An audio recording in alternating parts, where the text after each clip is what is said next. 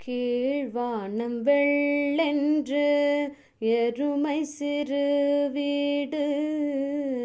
மேய்வான் பரந்தன காண் மிக்குள்ள பிள்ளைகளும் போவான் போகின்றாரை போகாமல் காத்துன்னை கூவுவான் வந்து நின்றோம் கோது கலமுடைய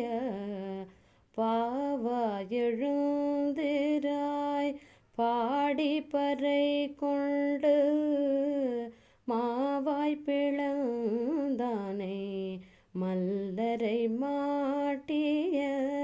தேவாதி தேவனை சென்று நாம் சேவித்தால் ஆவாவென்றாராய்ந்து அருளெலோரெம்பாவாய்.